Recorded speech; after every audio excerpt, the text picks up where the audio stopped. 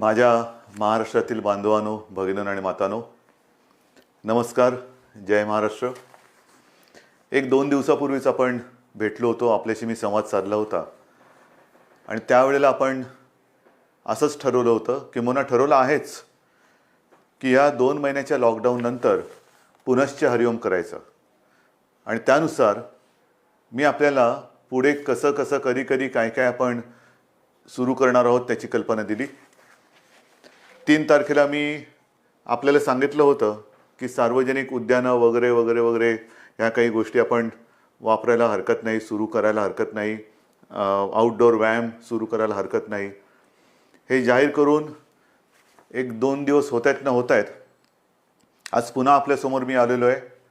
ते म्हणजे आपल्याला सर्वांना कल्पना आहे, गेल्या वेळेला आपल्याशी बोलताना मी महाराष्ट्राच्या सीमेवरती घोंगावणाऱ्या चक्रीवादळाचा एक इशारा दिला होता. हे चक्रीवादळ आता आपल्या उंबरठ्यापर्यंत आलेलं आहे.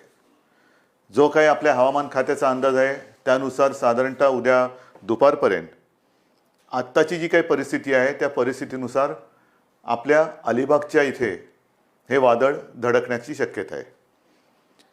हे वादळ कदाचित हल्ली काही दिवसात न झालेल्या वादळापेक्षा मोठं असेल.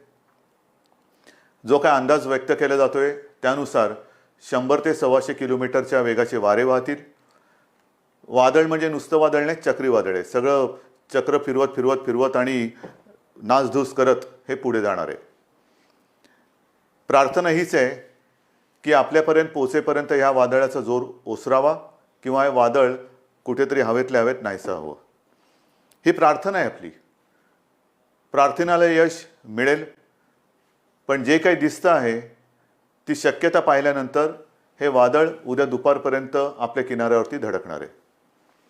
साधारणतः आपला जो पूर्ण किनारपट्टा आहे या किनारपट्ट्यावरती, आणि साहजिकच आहे त्याच्या त्या परिघामध्ये व्यासामध्ये ज्या ज्या काही गोष्टी जे भाग येतील तेवढ्या सगळ्या भागांवरती हे परिणाम करणार आहे. आपण सज्ज आहोतच. आर्मी, नेव्ही, एअरफोर्स या सगळ्यांना आपण सज्ज राहण्याचे इशारे दिलेले आहेत. त्याप्रमाणे आपण तुकड्या त्यांच्या म्हणजे NDRFच्या 15 तुकड्या, SDRFच्या 4 तुकड्या, असे एकूण 19 तुकड्या जिथे जिथे आवश्यकता आहे तिथे आपण तैनात केलेल्या आहेत. अतिरिक्त मदत म्हणून आणखीनही 5 तुकड्या आपण तशा तयारीत ठेवल्यात. त्याचबरोबरीने काल आपल्या देशाचे गृहमंत्री अमित शाह यांनी एक व्हिडिओ कॉन्फरन्स केली. त्यातही त्यांनी एकूण आढावा घेतला, एक कल्पना दिली आणि त्या बैठकीतही त्यांनी सांगितलं की ज्या वेळेला तुम्हाला काही गरज वाटली तुम्ही अवश्य सांगा. केंद्र सरकार पूर्ण ताकदीनिशी आपल्यासोबत आहे. थोड्या वेळापूर्वी आपल्या देशाच्या पंतप्रधानांचा फोन आला होता, माननीय नरेंद्र मोदीजींचा फोन आला होता. त्यांनी सांगितलं आहे की तुम्ही तयारी तर केलेली आहे पण केंद्र सरकारसुद्धा तुमच्यासोबत आहे, त्याच्यामुळे ती काळजी तुम्ही करू नका. आता महत्त्वाचा मुद्दा म्हणजे हे जे काय वादळ येणार आहे किंवा धडकणार आहे, या वादळाचा एकूण प्रभाव बघितल्यानंतर 3 तारखेपासून आपण सुरुवात करणार होतो पुनश्च हरिओम. मी पुन्हा एकदा आपल्याला विनंती करतोय की विशेषतः हा जो काही आपला किनारपट्टा आहे तिथे उद्या आणि परवा 2 दिवस हे महत्त्वाचे आहेत. दोन्ही दिवस आपण घरामध्येच राहणं हे हिताचं आहे. जी काही कार्यालयं सुरू झालेली असतील, उद्योग, इतर काही गोष्टी सुरू झालेल्या असतील, त्या गोष्टी उद्या आणि परवा बंद राहतील. कोणी घराबाहेर पडू नका. घराबाहेर न पडणं ह्यात आपलं हित आहे. एकूणच आपण जी काही तयारी केली ती तयारी मनुष्यहानी किंवा प्राणहानी कमीत कमी व्हावी किंवा होच नये अशा पद्धतीने केलेली आहे. किनारपट्ट्यातील सर्व मच्छीमारांना संपर्क झालेला आहे. पालघरमधील सुद्धा काही मच्छीमार आज दुपारपर्यंत संपर्कात नव्हते पण त्यांनाही संपर्क झाला आहे आणि त्यांनाही वेळेमध्ये परत आणण्याचा आपला पूर्ण प्रयत्न आहे आणि ते सगळे वेळेमध्ये परततील. सगळे मच्छीमार घरोघरी परतलेले आहेत. पुढचे 2 दिवस तर समुद्रात जायचं नाहीच. त्याच्यानंतर सुद्धा आपण बघूया हे कसं कसं कुठे पुढे प्रवास करत जाते. हे करताना मला असं वाटतं की काही गोष्टींची खबरदारी आपण घेणं गरजेचं आहे. हा जो काही किनारपट्टा आहे त्याच्यात अलिबागच्या इथे जरी हे वादळ धडकण्याची आज शक्यता असली तरी मुंबईपासून थेट सिंधुदुर्ग आणि पालघरपर्यंत सर्वांनी काळजी घ्यायची आहे. सर्वांनी काळजी घ्यायची. आणि हे वादळ सरळ धडकल्यानंतर, किनारपट्टीवर धडकल्यानंतर पुन्हा आपल्या प्रदेशामध्ये, भूभागामध्ये कसं पुढे जात जाणार आहे त्याची दिशा तेच ठरवणार आहे. आणि म्हणून आपल्याला सगळ्यांनाच सावध राहण्याची गरज आहे. मी आपल्याला विनंती करतोय की खास करून ग्रामीण भाग काय किंबहुना शहरी भाग काय, आपल्या घराच्या आजूबाजूला आपल्या ज्या काही गोष्टी अशाच इकडे तिकडे पडलेल्या असतील, सुट्या पडलेल्या असतील, त्या एकतर घरामध्ये आणून ठेवा किंवा जिथल्या तिथे व्यवस्थित बांधून ठेवा की जेणेकरून त्या वाऱ्याच्या प्रभावाने त्या उडणार नाहीत आणि इकडे तिकडे आणखीन कोणाला इजा करणार नाहीत, कुठे काही धोका होणार नाही. वादळ म्हटल्यानंतर पाऊस आलाच, मुसळधार पाऊस पण पडणार आहे. हा पाऊस पडल्यानंतर अनेक ठिकाणी पूरसदृश्य परिस्थिती होऊ नये, पण भरपूर पाऊस पडल्यानंतर कदाचित आपल्याला काही ठिकाणचा वीज प्रवाह किंबहुना विजेचा जो काही प्रवाहच तो खंडित करावा लागेल. त्याहीपेक्षा मी आपल्याला सांगतो की जिथे जिथे आवश्यक नसेल तिथे विजेची उपकरणं वापरू नका. पाऊस आणि वादळ सुरू झाल्यानंतर अनावश्यक विजेची उपकरणं वापरू नका. आपल्याकडे घरी ज्या ज्या काही आवश्यक असणाऱ्या गोष्टी असतील, ज्या बॅटरीवरती चालणाऱ्या असतील, त्या चार्ज करून ठेवा. मग त्याच्यात फोन असतील, इमर्जन्सी लाईट असतील, इतर काही उपकरणं असतील, ही चार्ज करून ठेवा की जेणेकरून आपल्याला वादळ आल्यानंतर समजा जर का वीज पुरवठा खंडित करावा लागला किंवा खंडित झाला तर आपली कुठे अडचण येता कामा नये. आपली औषधं जागेवर ठेवा, कारण कोरोना आहे ते पण एक संकट आहेच. एकामागोमाग एक संकट येतं आहे. परीक्षा आपली अंतिम वर्षाची परीक्षेबद्दल आपण निर्णय घेतला तरी निसर्ग काय आपली परीक्षा घेण्याचं सोडत नाही आहे. पण या परीक्षेमध्ये आपण पूर्ण ताकदीने सामोरं जाऊन त्यातून बाहेर पडायचं आहे. आणि म्हणून मी आपल्याला विनंती करतोय की आपल्या ज्या काही जीवनावश्यक वस्तू असतील त्या सगळे व्यवस्थित एकत्रित एका पिशवीत वगैरे ठेवून पटकन आपल्याला हाताला जेव्हा पाहिजे तेव्हा मिळतील अशा प्रकारे ठेवून द्या. मी काही सूचना आपल्याला वाचूनच दाखवतोय. त्याच्यात पहिली सूचना आपल्याला सांगितलेल्या आहेत की घराबाहेर असलेल्या सैल वस्तू बांधून टाका किंवा त्यांना घरामध्ये हलवा. महत्त्वाचे दस्तऐवज किंवा आपल्या काही मौल्यवान गोष्टी असतील त्या व्यवस्थित एकत्रित करून ठेवा. बॅटरीवर चालणारी उपकरणं, पॉवर बँक चार्ज करून ठेवा.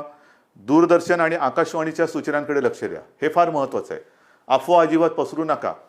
अफवा असं जाणून बुजून कोणी पसरत नसतं, पण एकाकडनं ऐकलं दुसऱ्याने, दुसऱ्याकडनं ऐकलं तिसऱ्याने, तिसऱ्याकडनं, आणि कारण नसताना उगाचच काही ना काहीतरी अनागोंदीचा प्रकार होऊ शकतो. म्हणून दूरदर्शन आणि रेडिओवरच्या, आकाशवाणी यावरच्या सूचनांकडे लक्ष द्या. स्थानिक प्रशासन सगळीकडे सज्ज आहे. स्थानिक प्रशासनाने अनेक ठिकाणी जिथे जिथे आपल्याला वाटते की ही सगळी आपली नागरिक, हे सगळे नागरिक हे त्या धोक्याच्या पट्ट्यात येऊ शकतात, तिथे तिथे त्यांना आपण स्थलांतरित करतो आहोत. तिथे तिथे त्यांना आपण सुरक्षित जागी नेतो आहोत. आणि मला एका गोष्टीचं समाधान आहे की प्रशासन दक्ष आहे, प्रशासन जबाबदारी घेत आहे आणि नागरिकसुद्धा त्यांना सहकार्य करत आहे. नागरिकांनो, मी तुम्हाला सगळ्यांना विनंती करतोय की प्रशासन आपली जबाबदारी घेत आहे. ज्या ज्या गोष्टी प्रशासन सांगेल त्याला पूर्णपणे सहकार्य करा. प्रशासन आपल्या सोबत आहे. आपल्याला वेळेमध्ये सुरक्षित जागी हलवण्याची जर कुठे वेळ असेल तर प्रशासन सांगेल त्या सूचनांकडे लक्ष द्या आणि त्याचं पालन करा. आपलं घर म्हणजे खास करून मी ग्रामीण भागात सांगतोय आणि शहरी भागामध्ये सुद्धा समजा झोपड्या असतील, काही असेल तर कच्चं नसेल किंवा झोपडी नसेल तर आपला एक भाग घरातला आपत्कालीन एक भाग म्हणून करून ठेवा की जिथे समजा सोसाट्याचा वारा आला तर आपण सुरक्षित राहू शकू. त्याचबरोबरीने जिथे मोठे छप्पर म्हणजे तात्पुरत्या आपण काही गोष्टी बांधतो, शेड बांधलेली आहे, त्या शेडमध्ये जाऊ नका. याचं कारण असं की ती तात्पुरती आहे वास्तू. तात्पुरती आपण समजा आता उन्हाळ्यात किंवा पावसात इतर वेळेचा पाऊस वेगळा आणि वादळातला पाऊस वेगळा, तर त्या वास्तूमध्ये आधाराला किंवा एक आडोसा म्हणून जाऊ नका. जसं एक उदाहरण म्हणून मी सांगतो, मी काही गेल्या 1-2 वेळेच्या माझ्या फेसबुक लाईव्हमध्ये आपल्याला कल्पना दिलेली आहे की आपण राज्यामध्ये कोरोनापासून उपचार करण्यासाठी, कोरोनावरती उपचार करण्यासाठी जशा काही जम्बो फॅसिलिटीज केलेल्या आहेत, फील्ड हॉस्पिटल ज्यांना म्हणतो, त्याच्यामध्ये ह्या बांद्रा कुर्ला कॉम्प्लेक्समध्ये एक मोठं 1000 अधिक 1000 रुग्णशय्यांचं एक आपण हॉस्पिटल तयार केलेलं आहे. काल ज्या वेळेला या वादळाचा इशारा आला तेव्हा आपण तिथे असलेल्या रुग्णांना दुसरीकडे हलवलेलं आहे. कारण ही जी काय आपण शेड उभी केलेली आहे ही वॉटरप्रूफ आहे. पावसाला ती दाद देणार नाही, पण पावसाबरोबर जर का मोठं वादळ आलं आणि उगाच काही तिकडे घडलं, काही पडझड झाली तर पडलेलं स्ट्रक्चर किंवा पडलेल्या ज्या काही शेड आहेत त्या पुन्हा आपल्याला बांधता येतील. पण मला कोणत्याही परिस्थितीत नागरिकांना इजा होऊ द्यायची नाही आहे. म्हणून आपण बांद्रा कुर्ला कॉम्प्लेक्समधल्या त्या फील्ड हॉस्पिटलमधल्या रुग्णांना सुद्धा इतरत्र हलवलेलं आहे. हे मी तुम्हाला का सांगितलं की त्याच्यावरून आपल्याला लक्षात येईल की अशा कुठेही शेड्स असतील तर त्या शेड्समध्ये पाऊस पडतोय म्हणून आश्रयाला जाऊ नका. कुठेही मोडकळीस आलेल्या इमारती असतील त्याच्या आडोशाला जाऊ नका. तात्पुरती कुठेतरी उभी केलेली स्ट्रक्चर असतील त्याच्या आडोशाला जाऊ नका, त्याच्यामध्ये जाऊ नका. कारण हे वादळ 100-125 किलोमीटरचा वारा अधिक मुसळधार पाऊस असं सोबत घेऊन येत आहे. त्याच्यामुळे ह्या ज्या काही गोष्टी आहेत त्याच्यामध्ये आपल्याला काय काळजी घ्यायला पाहिजे, काय करायला हवं आणि काय करायला नको हे आपल्या मनाशी पक्का असायला पाहिजे. जे मी आधी तुम्हाला सांगितलं की आधी ठरून दिलेल्या किंबहुना निश्चित केलेल्या ज्या प्रशासनाने जागा आहेत तिथेच स्थलांतरित व्हा. आपत्कालामध्ये न लागणाऱ्या सर्व उपकरणांचा व साधनांचा विद्युत पुरवठा खंडित करा. कारण पाणी इकडे तिकडे कसंही वाऱ्याच्या माऱ्याने घुसेल. आणि खास करून मी हे ग्रामीण भागातल्या जनतेला सांगतोय की मला कल्पना आहे की आपण ज्या घरांमध्ये राहतात तिकडे वेडावाकडा पाऊस आणि वारा आला तर कदाचित शॉक बसू शकतो. म्हणून तिथे ते बंद केलेलं बरं. त्याचबरोबरीने अजून वेळ आहे, उद्या दुपारपर्यंत हे वादळ धडकणार आहे. तोपर्यंत पिण्याच्या पाण्याचा साठा करून ठेवा, कारण तोही आपल्याला नंतर लागणार आहे. आपल्याला ह्या वादळामध्ये किंवा या संकटामध्ये तातडीने शासन तर सोबत येणारच आहेच. म्हणजे आत्ता जिथे तिथे आपल्या सर्व टीम्स ह्या सर्व आयुधांनी सज्ज आहेतच, त्याची तुम्ही काळजी करू नका. पण पिण्याचं पाणी आहे, इतर काही गोष्टी असतील ह्या आपल्या हाताची नेहमी जागच्या जागी असतील तशा ह्या नीट ठेवून द्या. समजा आपल्याला असं वाटलं की कुठेतरी वायू गळती होते, कुठेतरी नको ती औषधे किंवा केमिकल सांडलेली आहेत, लांब राहा त्याच्यापासून, त्याच्या आसपास सुद्धा जाऊ नका. कारण हे प्रशासनाच्या लक्षात आल्यानंतर प्रशासन ती खबरदारी घेईलच, पण मुद्दामून काय आहे हे पाहायला जाऊ नका. आणि शक्यतोवर ज्यांना मदतीची एक आवश्यकता आहे आपण स्वतः सुरक्षित राहून जिथे जिथे त्या क्षणाला जी काय मदत करता येणं शक्य असेल ती जर का आपण करू शकलात तर मला असं वाटतं आपण बरंच नुकसान हे थोपवू शकतो. आणि म्हणून मी सगळ्या माझ्या बांधवांना, भगिनींना आणि मातांना एक नम्रपूर्वक सूचना करतो आहे की हे वादळ उद्या साधारणतः दुपारच्या वेळेला, म्हणजे हा आता अंदाज आहे, शेवटी वादळ आहे ते, वादळाला काय वादळाची दिशा आणि त्याचे एकूण तीव्रताही आपण नाही ठरवू शकत. कोणत्या दिशेला जायचं आत्ता ते अलिबागला धडकण्याची एक शक्यता वर्तवली जाते आहे. त्याच्यामुळे तिथे सज्जता ही आहेच, पण तिथे धडकल्यानंतर याचा अर्थ असा नाही की तिकडेच ते धडकेल, कुठेही धडकायला नकोच आहे. पण आजूबाजूचा म्हणजे मुंबई पालघरपासून ते कोकण सिंधुदुर्गपर्यंत हा संपूर्ण किनाऱ्याचा पट्टा आहे. तो पट्टा सावध तर राहायचंच आहे. आणि वादळ एकदा धडकल्यानंतर पुढे ते आपल्या भूप्रदेशात आल्यानंतर ते फिरत फिरत फिरत पुढे कसं जाईल ते जशी त्याची दिशा आपल्याला समजत जाईल तसतसं शासनाकडनं आपल्याला सूचना येत राहतील. शासनाकडनं वेळोवेळी दूरदर्शन असेल, रेडिओ असेल, किंबहुना SMS असेल, याच्यावरनं सूचना आपल्याला येत जातील. कुठेही घाबरून वेडवाकडं काहीतरी पाऊल टाकू नका. अत्यंत मजबूतीने जसं आपण कोरोनाचं संकट हे धैर्याने रोखून धरले आणि आता ते परतवण्याच्या मागे आहोत, तसंच हे संकट सुद्धा आपण थोपवून त्यातून सुद्धा सही सलामत नक्कीच बाहेर पडू, हा मला आत्मविश्वास आहे. आजपर्यंत जसं आपण सहकार्य केलं तसंच या संकटात सुद्धा आपण मला सहकार्य कराल. आणि पुन्हा एकदा आपल्या हिमतीला, धैर्याला, जिद्दीला एक मानाचा मुजरा करतो. आणि संकटाला किंबहुना मागेही आपण बोललो होतो किंवा मी आपल्याला सांगितलं होतं, संकटाच्या छाताडावरती चाल करून जायचं आहे.